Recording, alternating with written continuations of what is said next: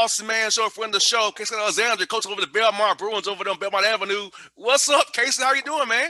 I'm good. I'm good. How are you? I'm doing good, man. Hey, man, let me just start off in March, man. When everything shut down, man. How was it for you and your staff, man? You'd already played the tournament; it was already ended. But how was it when you found out that it was all over? Your seniors had to go home for good, couldn't see them again, and your guys away from you. How was that, man? It was tough, really tough. I mean, you work all year to put yourself in position to play in the NCAA tournament, and our guys did that. We win the regular season, we win the conference tournament, and we're practicing for the NCAA tournament on a Thursday, and then they all go home on a Friday, and for most of them, I didn't see them again until the end of August. It was amazing. And so a lot of disappointments, but a lot of opportunities for growth. We learned a lot about ourselves and how important this game and our team is to us. And so, we're better because of it. We never would have wanted it, but we're better because of it somehow. It's crazy, man. My last interview was with you. I talked to you on March 10th, right before everything went crazy, man. Like, my last interview for the whole year went crazy, man. It's just wild, Casey. And like you said, man, I feel like, 2020's made us all better as people, our players, my interns, your players. I feel like it's making us better leaders, better men, just having to adapt more than ever and be there for others that are not beyond ourselves. So how's it been for you trying to lead young men, help them through all what's going on in our country with all the pandemic stuff going on in around Nashville, Atlanta, all the places? How's it been for you, man? You're growing as a leader for you this past year.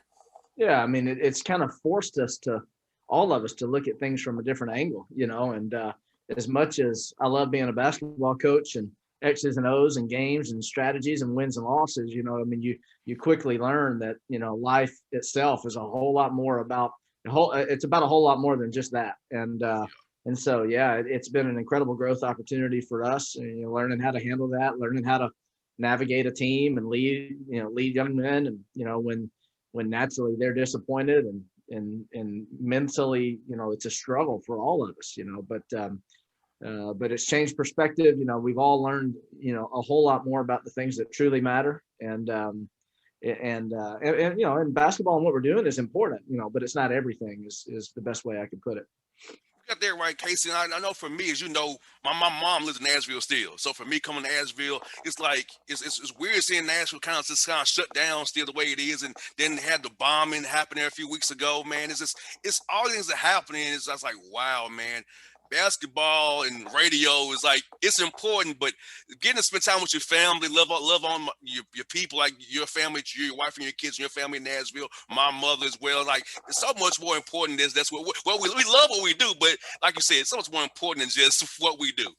Yeah, everything has its place. There's no doubt about that. And in a lot of ways, being able to be a team, being able to play games, being able to practice, being able to have some sense of normalcy has been good. I mean, that's the case for everybody, but the reality is also there are a lot of people that are really hurting. A lot of people that have been tremendously affected with COVID and still are today. A lot of jobs lost, a lot of, financial troubles, a lot of mental problems. I mean, it's just, you in some ways you can't get away from it. So it's trying to balance those two things has been a challenge. Yet at the same time, it's been a blessing in its own way. Think about your coaches on your staff who help your players with their grades and academic advisors, because I know going from on campus to virtual learning had to suck for some of your guys, man. So talk about how your staff, assistant coaches who have some few players probably, and your academic advisor help keep your young men, and also Scott JD as well, helping your young men navigate that tough time this summer, being home virtually rather than being on campus at Belmont over there at your great campus. Yeah, I think at first, they were probably excited. They're like, yeah, I don't have to go to class. I can do this from my room, and I don't even have to brush my teeth if I don't want to. I can just handle it this way. But we all, I think that's one thing we've all learned is just how much we value community and living in a community and with other people and interaction with other people. And so that's taken its toll for sure. And then it becomes a matter of self-discipline. Hey, are the guys going to get up and do what they're supposed to do? Can they be trusted in some ways to handle their business with maturity and discipline that it takes to be a student athlete virtually? Oh, yeah. Fortunately for us, we've got those kinds of players, and I mean, our team GPA has been over a 3.0 for 20 straight years, so we don't have to motivate them too much. Certainly we have to keep a finger on them and monitor them and make sure they have the resources they need. But I give our players a lot of credit for just taking care of business as usual. In case you guys have won 16 games in a weird year, man, with a lot of things going on, man. So just talk about testing to your guys, man, how you persevered through all the negativity around you guys, but still fall through it and won 16 games, 13 in a row. You got one out against Austin, Peter Knight up at Clarksville against Matt Figure and those guys. We'll talk about that in a little minute, but talk about how you guys are persevered all year long, winning all these games, when some teams haven't played games or canceled the whole year. You guys have played 17 already and playing at a high level as well. Yeah, we've been lucky in that sense. We really had our battles, our most difficult battles. We didn't start our preseason stuff until September. Oh, Like wow. literally from March until September, we didn't even have our players on campus. And then from September until the second week of December, we had more quarantine and contact tracing and isolation than we did practice. I mean, we just had very little to almost no preseason work. And so it was dicey. We didn't know how in the world we were going to have a season, and then, so we played our first 4 games with only 9 players. We played our next 4 or 5, with guys just coming back, for the first time. But since that time, we've been really lucky. And so, and there's no doubt that, the last 6 weeks where we've had our whole team available to practice and play, there's no doubt that that's a big reason why we've had the success that we've had. Other teams have not been so fortunate. They may have had a better summer or a better preseason, but now they're having to deal with it now, so, and it's just going to come and go. I mean, we're foolish to think that it's going to be smooth sailing from here on, but we'll do what we can.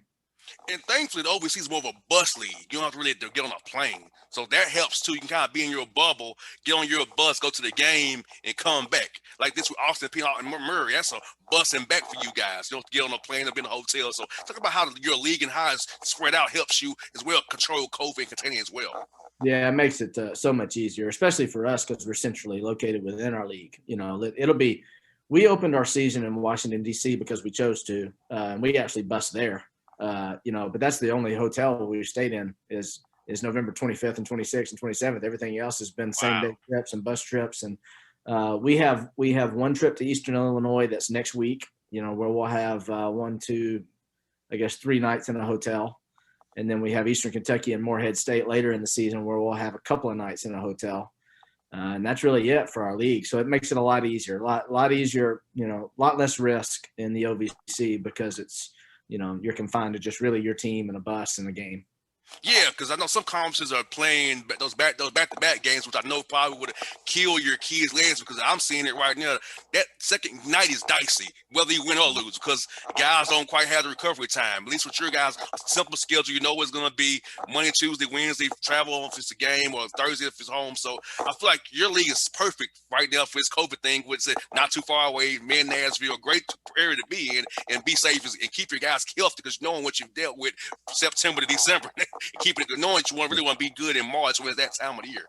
Yeah, there's no doubt about it. Our league, all of our league games are Thursday and Saturday, and like many other leagues, we talked about other options. What would be the best way to handle this? But I think when it came right down to it, we the OVC offices and ADs and so forth. I mean, they felt like, we can proceed business as usual. We can keep our schedule. We added 2 conference games. That's one thing that we did. We just added 2 conference games to better assure that we would be able to get games in. But at the same time, no other schedules were altered, and it's just we play on Thursdays and Saturdays and have at it.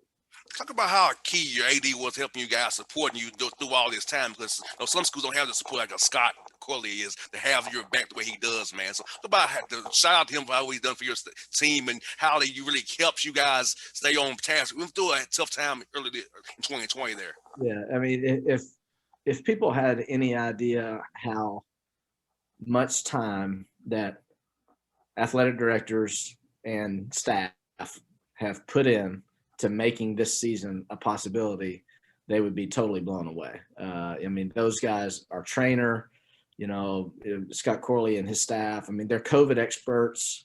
They've had to navigate fundraising and game management and everything else that normally comes with their job, along with being COVID experts and Oh and yeah. contact and testing and everything else. And there's no chance that we could be playing games if they hadn't done all the work and are still doing all the work to make it possible. And the elephant in the room, in case you not both know this, that you're gonna need the money because the NCAA tournament pays for the non-revenue sports for all the teams. Men's basketball raises the most money for college athletics all around. So we need that tournament to happen to get that money for all the non-revenue sports that Belmont and other schools have that need it. Since you all couldn't go out and play guaranteed games and make the money you usually would make to help the general budget. So you need that tournament to cover everything so people can have jobs, not get laid off. So many layers to it. People don't really realize that you and I realize. Yeah, absolutely. And I think it's priority number one for the NCAA to make sure that men's basketball March Madness postseason tournament happens, and they've put in, obviously moving it to one location in Indianapolis, is the safest route to go for that, and we're all just kind of crossing our fingers, hoping we can get there. Not necessarily, obviously I want my team to be playing in the NCAA tournament, but from a school and a budget and, standpoint that, we all need the NCAA tournament to be played because we all benefit greatly. Most definitely. In case you got a game out against Austin P. Matt does a great job. He's very intense. Terry Taylor's always a tough guy to cover. And defensively, he's always going to play you tough. So tell us about what you're on film from Matt and his guys, how tough the game will be night when you go up to Clarksville, play those guys stayed up there at the Dunn Center. Well, they're a tremendously talented team, and Terry Taylor is one of the best OVC players of all time. And he's a nightmare matchup for all of us. He proves it game in and game out. He's a walking double.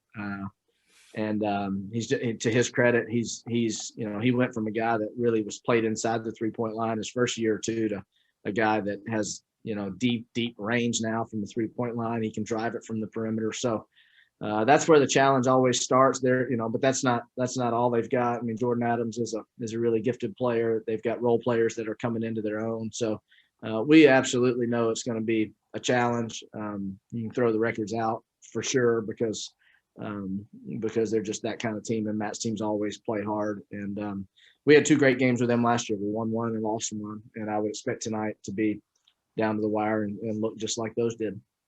Casey, last one for you, man. What was your quarantine hobby, man? I was playing the guitar and walking doing the trails, man, here in Atlanta. So what was your quarantine hobby while you was in the house this summer, man? Well, my wife would have kicked me out of the house if I was trying to play a guitar. Even though I'm a Nashvilleian and lived here my whole life, I don't have a musical bone in my body. Golly, I walked the streets of Nashville more than I ever thought I would. We did some serious exercising, and I definitely read a lot more. I like to read, but I usually don't take the time to do it, and I did a lot of that. So, and really just, I spent a great amount of time with my family, which was needed and helpful and useful. And I would say too, Casey, with you guys not being able to recruit, so I guess you're at home more now than ever because your wife sees you more, your kids see you more now, more than ever. So is your wife sick of you yet, man? She happy to see what she has, man. Yeah, she wants you to get back on the road. There's no doubt about it. Yeah, and that part has been really unique. Just not only with our season not traveling, but not having. Usually an off day for us means we travel somewhere to go watch somebody play. And so now off days are off days. There's nowhere to go. So but. Somehow we keep ourselves busy. It seems to never stop, whether we can travel or not, and the coaches are just wired that way. Keep me busy, give me something to do. And we find something to do pretty much all the time. I got you. Hey, Casey, man, thank you for your time, buddy. Hope to see you real soon. I told you, Greg, I miss seeing you guys, man. Hopefully it's COVID stuff. Let's up, man. I can see you guys again. Come by the office and chop up with you again. We all did the last few years, buddy. That's right. Yeah, I look forward to that day myself. All right, buddy, be good. Because look good out there against Miss Matt, man. Thank you so much for your time, buddy. Take care. All right.